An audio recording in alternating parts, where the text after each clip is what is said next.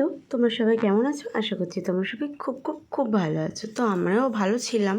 তো এটা কিন্তু এখনকার ভিডিও না, কিছুদিন আগে আমরা দীঘা গেছিলাম, তো তখনকার ভিডিও। তো হাঁটতে হাঁটতে যাচ্ছিলাম সকালবেলা একটু বাজার করতে, কারণ খেতে তো হবে না, শুধু ঘুরলে তো আর হবে না। তো তারপর রাস্তায় যেতে যেতে দেখলাম এই কাকু আখের রস বিক্রি করছে। তো আমার তো আখের রস খেতে খুব ভালো লাগে, আর সকালবেলা পেলে তো ওটা তো আরোই ভালো লাগে।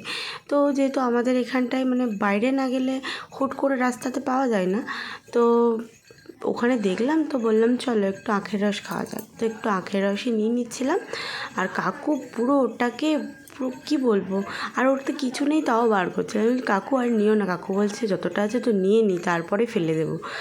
তো তারপরে আমাদেরকে গ্লাসে করে দিয়ে দিচ্ছিলো, তো আমরা চিয়ার্স করে একটু খেয়ে নিলাম। তারপরে খাওয়ার পরে দেখছি রাস্তা থেকে প্রচুর লোক আসছিলো, মানে সমুদ্রের দিক থেকে। তো আমি বললাম যে কিছু হয়েছে নাকি? তারপরে বললো যে না না, ওখানে সব সূর্যোদয় দেখতে গেছে।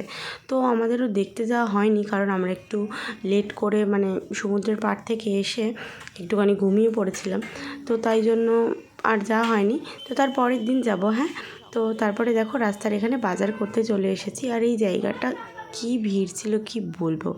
তো দেখো বাজারের ভিতরে আমরা ঢুকে গেছি, আর বাজারের ভিতরে ঢুকে তো দেখি প্রচুর সবজিপাতির দোকান, তারপরে চাল ডাল মানে কী না পাওয়া যায়, মানে সব কিছু। মানে দীঘার বাজারটা এত বড় আমি জানতাম না, কারণ আমি দীঘার বাজারে কোনো দিন যাইনি, এই ফার্স্ট টাইম আমার বাজারে যাওয়া।